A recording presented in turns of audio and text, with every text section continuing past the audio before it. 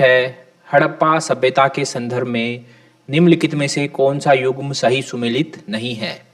Okay, तो ये है चन्हुदड़ो। तो चन्हुदड़ो से विशाल गोदीवाड़ा, जो कि गलत है। विशाल गोदीवाड़ा प्राप्त हुआ था लोथल से। बी है कालीबंगा, तो कालीबंगा से जुते हुए खेतों के साथ से प्राप्त हुए हैं, एकदम सही। बनावली, तो बनावली से हल्का एक टेराकोटा मॉडल प्राप्त हुआ है, एकदम सही। और रंगपुर, रंगपुर से धान की भूसी प्राप्त हुई है, ये भी सही है। तो इसमें ए ऑप्शन हमारा आंसर हो जाएगा, यही गलत है। क्वेश्चन नंबर 2 है, निम्नलिखित महाजनपदों में कौन कौन गण या संघ थे। तो वज्जी गण था, वत्स राजवंश था या राजतंत्र था, वत्स राजतंत्र था। मल्ल, मल्ल भी गण या संघ था। काशी राजतंत्र था। चेदी भी राजतंत्र था। तो इसमें 1 और 3 हमारा आंसर होगा, 1 और 3, बी ऑप्शन सही हो जाएगा। वज्जी और मल्ल ये गण या संघ थे। क्वेश्चन नंबर 3 है,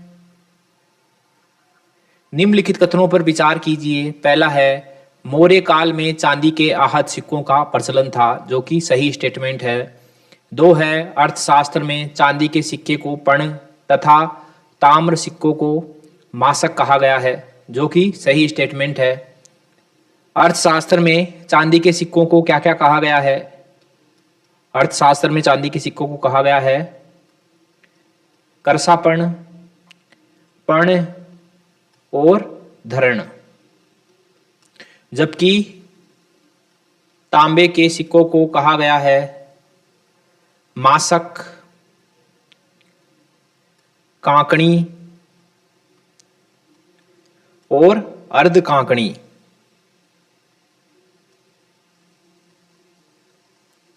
ओके, चांदी के सिक्कों को कहा गया है करसापर्ण, पर्ण, धरण, और तांबे के सिक्कों को कहा गया है मासक, कांकणी और अर्ध कांकणी। ओके, तो बी ऑप्शन है, अर्थशास्त्र में चांदी के सिक्कों को पर्ण तथा ताम्र सिक्कों को मासक कहा गया है। ओके, तो ये दूसरा सही है, पहला भी सही है, तो इसमें सी ऑप्शन हमारा आंसर हो जाएगा। क्वेश्चन नंबर 4 है, निम्नलिखित चालुक्य शासकों को सही काल अनुक्रम के अनुसार व्यवस्थित कीजिए। तो पुलकेशिन द्वितीय का टाइम पीरियड था 609 से 642 ईस्वी। कीर्तिवर्मन प्रथम का टाइम पीरियड था 566 से 596 एडी। और विक्रमादित्य का टाइम पीरियड था, माफ करना, विजयादित्य का टाइम पीरियड था 696 से 733। और विक्रमादित्य द्वितीय का टाइम पीरियड था 733 से 745। ओके, तो सबसे पहले आएंगे कीर्तिवर्मन, फिर उनके बाद आएंगे पुलकेशिन प्रथम, फिर आएंगे विजयादित्य और फिर आएंगे विक्रमादित्य। 2 1 3 4, बी ऑप्शन इसका आंसर हो जाएगा। क्वेश्चन नंबर 5 है, प्रसिद्ध कवि श्रीहर्ष किस शासक के राज दरबार से संबंधित थे। तो ये जयचंद्र के दरबार से संबंधित थे। और जयचंद्र गढ़वाल वंश का शासक था, और 12वीं शताब्दी का शासक था। ओके, श्रीहर्ष की रचनाएं, तो श्रीहर्ष की रचनाएं हैं नेषधीय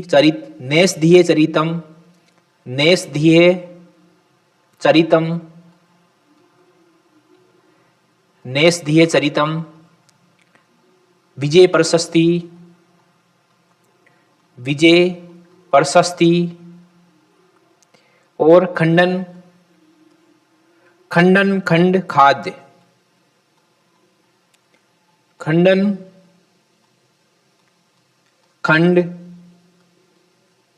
खाद्य।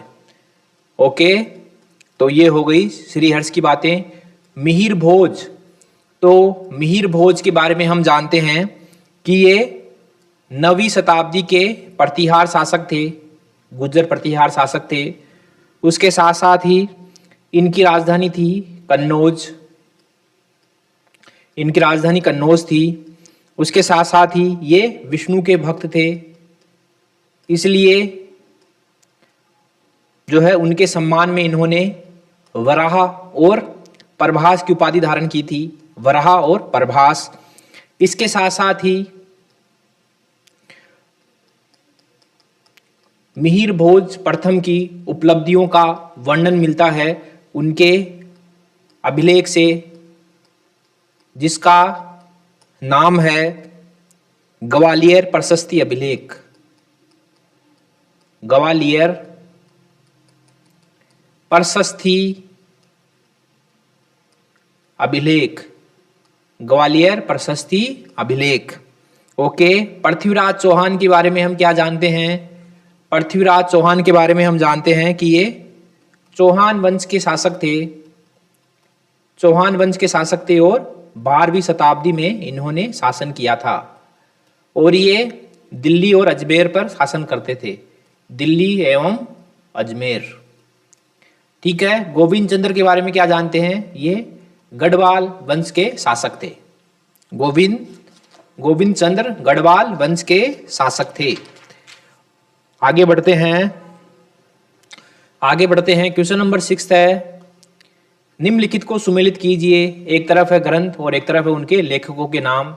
ए है सम्रांगण सूत्रधार, तो सम्रांगण सूत्रधार के लेखक हैं भोज, जो कि सही है।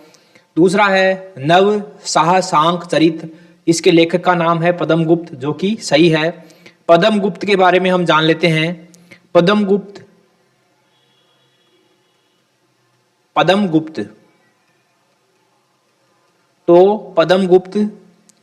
परमार राजा सिंधुराज के दरबारी कवि थे। परमार राजा सिंधुराज के दरबारी कवि, परमार राजा सिंधुराज के दरबारी कवि। प्रबंध चिंतामणि, तो प्रबंध चिंतामणि के लेखक का नाम था जैन आचार्य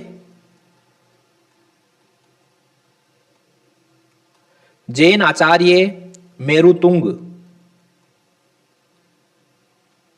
जैन आचार्य मेरुतुंग, इसमें दे रखा है राजशेखर, जो कि गलत है।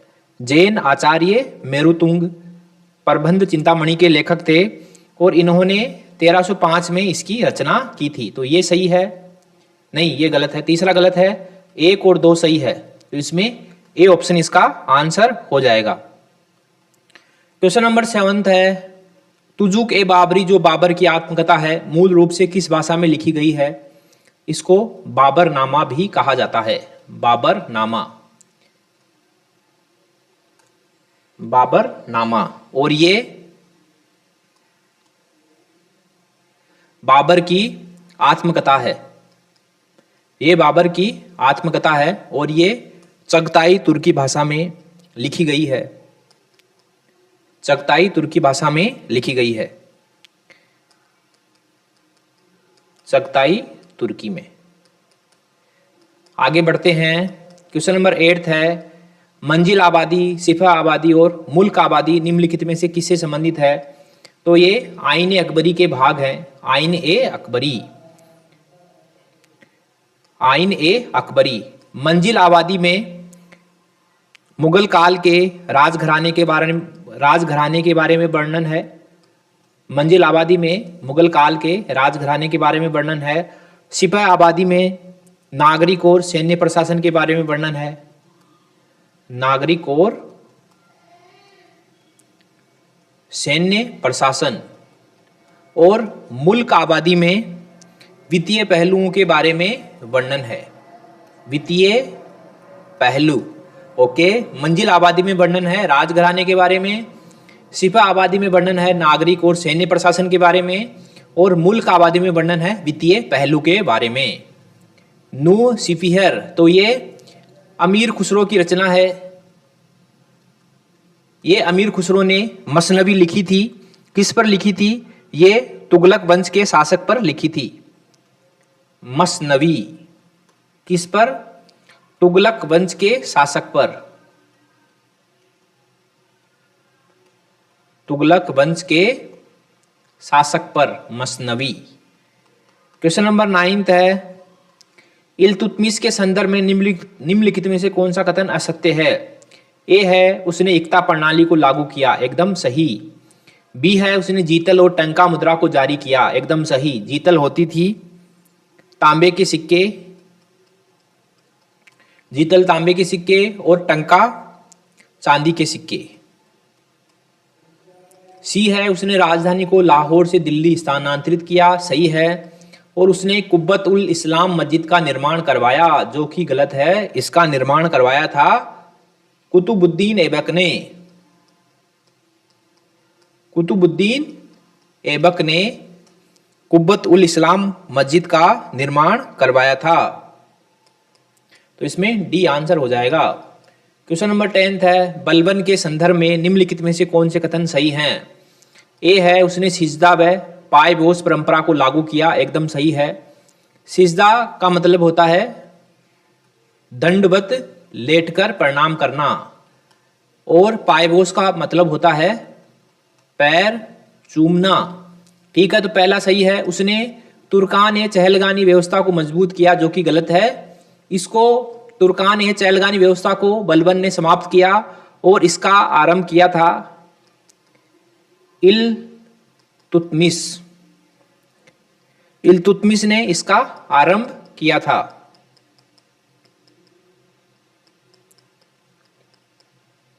इल्तुतमिश